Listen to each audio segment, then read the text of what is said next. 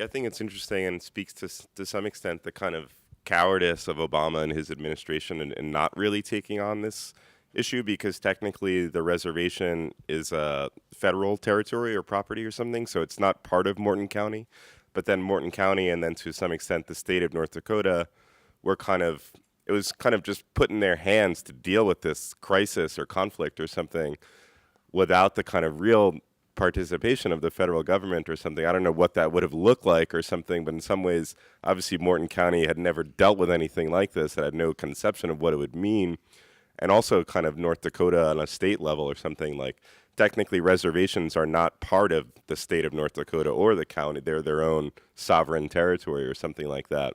And you saw that a little bit with so the state or county, couldn't enter onto the reservation, or the kind of the Bureau of Indian Affairs, which is a federal agency or something, has their own kind of jurisdictional. So there was this kind of jurisdictional clusterfuck, but to some extent kind of points to the kind of lack of vision or leadership from, the Obama administration and his kind of just total avoidance of having to deal with it. The one kind of horrible statement he made where he was kind of pressed on it was like, we're going to let this play out for several more weeks or something, which was just, a real embarrassment. It was similar to his kind of embarrassing kind of performance in Flint when he went to Flint and drank water. It was maybe one of the most shameful things I've seen, from a president, in my lifetime. Him kind of cowardly drinking this cup of water in Flint.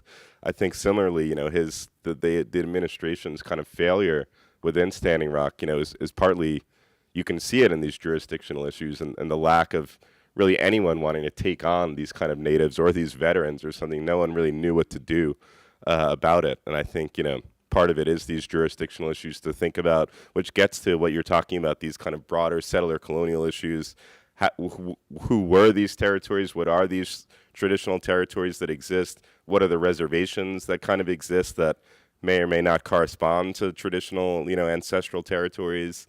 What are the different kind of administrative lines of county and state and federal kind of jurisdiction, even within this kind of crazy Bundy thing, this whatever, these kind of jurisdictional issues, who's brought in, what are the kind of legal ways of dealing with these things is kind of quite interesting and might, increasingly come up in this kind of shift towards right-wing kind of authoritarian imaginary of the U.S. and this kind of alt-right European-American kind of conception of the current state of politics or something.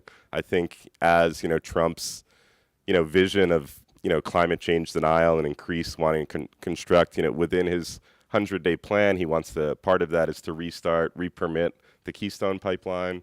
And, others, obviously, when his administration is in, who knows how they'll relate to these kind of hearings or whatever. So I think, these questions will continue to come up about jurisdiction and sovereignty and contestation of land and infrastructure projects, et cetera.